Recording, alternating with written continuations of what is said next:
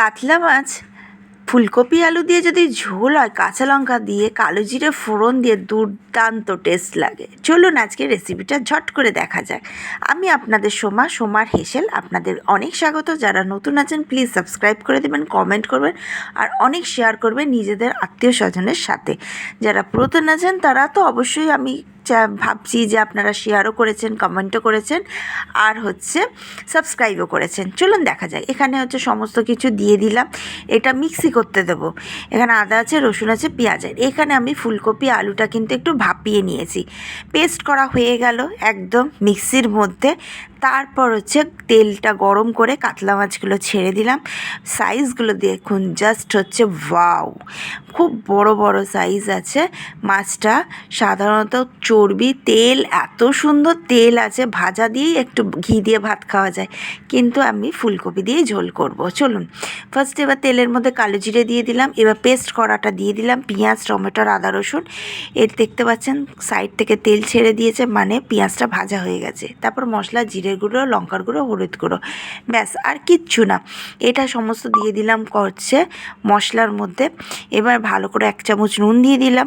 এবার নুন দিলাম, নুনটা নিজেদের স্বাদ মতন, কতটা আপনারা খাবেন, কেউ একটু বেশি খায়, একটু কমই খায়, ঝালটাও সেরকমই কিন্তু।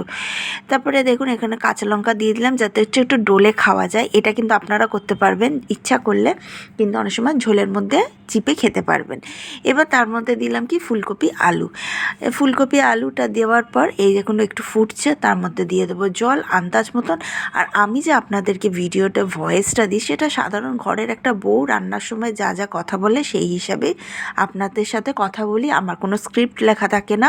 আমি দুপুরবেলা বসে এডিট করতে বসি, আর যেরকমভাবে আমি ঘরে কথা বলি, রান্না করি, সেইভাবে আপনি জানি আপনার আমার বন্ধু, কিছু মনে করবেন না। কথায় যেরকম রান্না করি সেরকমই আপনাদের সাথে কথা বলি। এই যে দেখুন মাছটা ছেড়ে দিচ্ছি, আর দুটো মাছ দিচ্ছি এই কারণে আমার মেয়ে মাছটা ভাজা খেয়েছে। তো দৈনন্দিন জীবনে প্রতিদিন আমি যা রান্না করি সেটাই আপনাদের সাথে শেয়ার করে দিই, স্পেশাল কিছু শেয়ার কিন্তু করি না।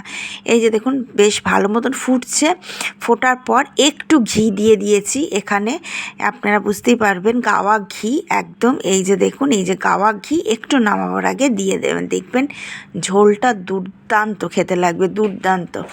আর বাচ্চাদের জন্য তো ভীষণ উপকার। এই যে দেখুন আমার ফাইনালি মাছটা হয়ে গেছে। মাছটা একটু কড়া করে ভাজবেন। ভিডিওটা ভালো লাগলে লাইক, শেয়ার, সাবস্ক্রাইব করে দেবেন।